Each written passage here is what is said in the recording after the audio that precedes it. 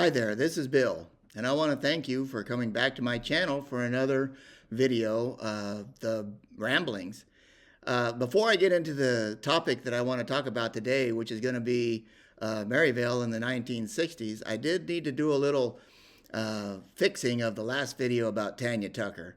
I did say that I was at the ranch in the 80s, but that's not when Tanya Tucker showed up. That was in 1999. And so I just wanted to clarify that when I did say that, I meant that's when I met the ranchers in the early 80s, and Tanya showed up to come to the roundup in 99.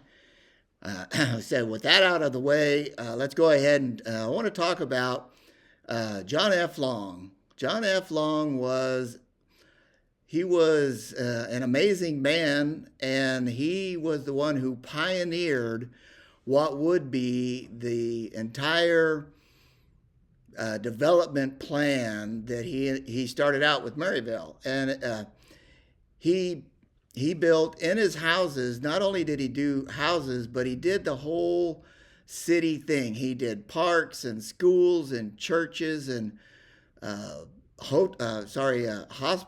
He did shopping malls. Everything was included in what he did in Maryvale. Now, he started Maryvale in 1951, early 50s, and I'm going to put a picture up here that you can see the ad that he put out on the road. So my family moved to 49th Avenue and just south of Pearson, which is south of Camelback.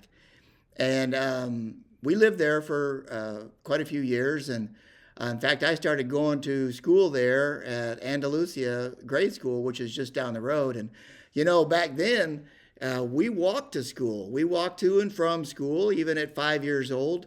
There wasn't anything like buses or anything like that. And we carried our lunch in a brown paper bag. And, you know, I don't know if the rest of you remember these baggies, but it was long before Ziploc ever showed up. And it was a little fold the baggie thing. And you'd put in your peanut butter sandwich and you put your potato chips in there. And maybe if you were lucky, you'd get a ding dong or a Twinkie or maybe an orange or an apple or something like that. And away to school you went.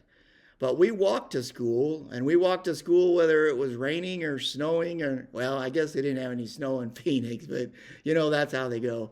But I remember really enjoying my life at that particular time and having a good time with school. So back to John F. Long. John F. Long married Mary Tomachoff. I mentioned earlier that Tomachoff would be involved in this, and so there's where the connection came. John and Mary met in Glendale High School and fell in love and got married, and he decided to go ahead and start building and selling houses, and so he bought that tract of land, which was a farm at the time that he bought it. And he developed this thing into this amazing community. He right there on Camelback Avenue at 47th Avenue to 51st Avenue, he set up his, I don't know what you'd call it, but he built the trusses there. He did a lot of the preparations for the construction of the houses right there along that strip of land. And when he got done building the houses, he took a big portion of that land from 47th Avenue. I don't know how far over he went, but he donated that to a baseball field. We had, I don't know, 4, 5, or 6 different ball fields there, and for Little League, and it was an exciting time for us. And I was in, my brother Benny and I were in Little League, and we'd go down there during the summer and we'd play baseball. And so this is where one of the stories that I like to tell that takes place. You know, I'm a handsome guy, and I've always been a handsome guy, and girls just love me to death.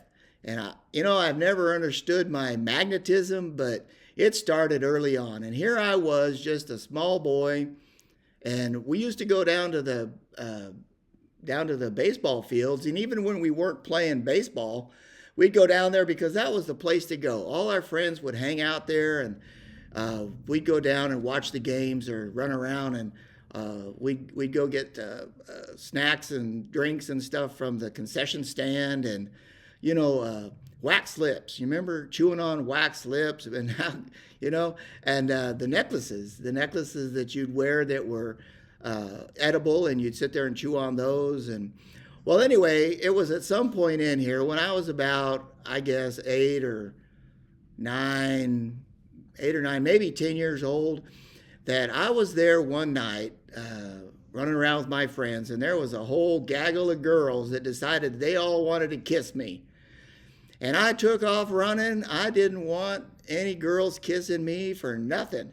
So I took off running, and these girls chased me down, and they trapped me underneath a set of bleachers. Now, these metal bleachers were, well, I was a short kid. I'm not real tall now, but I was a short kid back then, and I went down underneath those bleachers as far as I could go. And those girls, man, they hemmed me in, and they started closing in, and they're doing you're gonna kiss old Billy, and I didn't want any part of it. Now if those same girls were to come and try to do that to me today, I'd probably turn around and kiss back. But that's not the case back then, and I didn't want any part of it. And I hid underneath those bleachers, and as they closed in, I saw an opening, and I decided to jump up and take off running in that opening and get away from these girls. And I tell you what, you remember how I said, if there's anything that can happen to me, it's going to happen. And I stood up to take off running, and sure enough, I hit my head on a sharp part of the bottom side of one of those bleacher seats and just split my head wide open.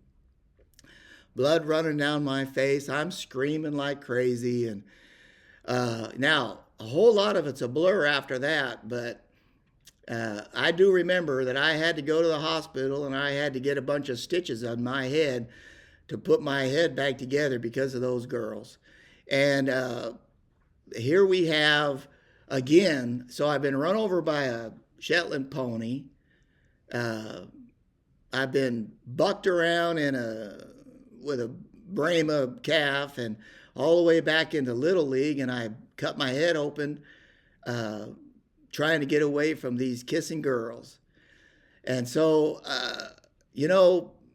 this is how things go with me. And so we have this whole deal. So enough of the story about the girls, but I want to tell you a little bit about grade school.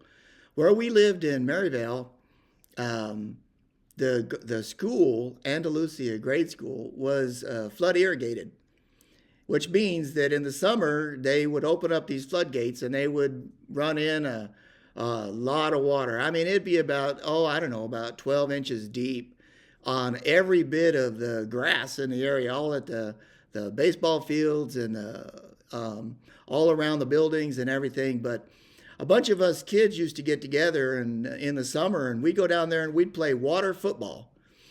I don't know if the rest of you have ever played water football, but it's a blast. So we'd go down there in this stinking old lake water that was down in that grass, and we'd get to playing football and tackle football. So when somebody tackled you, you all ended up down in the water and covered in grass and mud, and it was quite a time. We had a blast. Water football.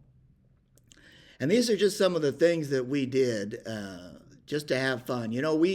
We'd ride our bikes up and down the streets, and there was nothing ever happened to us. It wasn't unsafe. And Mom used to say, you know what, when the street lights come on, you need to come in the house. And so that's what we did. We played all afternoon, all evening, and when the street lights came in, she didn't even need to come out and yell at us or anything. We just knew it was time to come in. And we lived there up until the early 70s. And in fact, I think this picture of me in the baseball uniform is 1972. But from there, we moved to Greeley, Colorado. We moved up there. My mom remarried, and he was going to school up there in the university. And so we moved up to Greeley, Colorado, and we had a lot of fun in Greeley. It was a nice place to be. I don't know how far out of away from the university we were, but we were way kind of out on the edge of town, and not too far down the road from us was it was a rodeo grounds, and the rodeo grounds they had, of course, they had buck and shoots, and they had a big dirt arena, and they had a big grandstand. And my brother, Benny and I, we were pretty much inseparable as we were growing up. Wherever he was, I was, and vice versa. If he was there, I was there. And we used to have a lot of fun, and we used to get in a lot of trouble. But we'd go out there to that rodeo grounds, and it was not too far from the Poudre River. And the Poudre River ran through there, and it was a really nice place to go and play. And I remember as a kid seeing the bald eagles flying in there and catching fish on the river and flying off with it. And that was a pretty neat thing.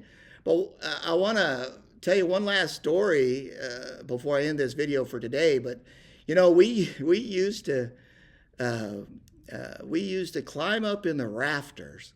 We used to climb up in the rafters of this grandstand, and they were pretty high grandstands. And we'd go out there and we'd climb all over those beams. It was like our own personal monkey bars, and we'd go out there and climb out there and just to see if we could do it.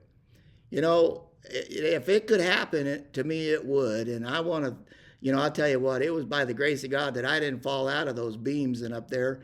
I'm sure I would have died, but I didn't. I didn't die, and I'm here alive to tell you about it today. But we sure had a lot of fun out there at those rodeo grounds and climbing in those rafters. And so there's a little bit of the history as we're moving forward. So we're in Greeley right now, and I'm going to end the video now. And so we're in the early 70s, and I hope you'll come back for another video tomorrow. Thank you, and bye for now.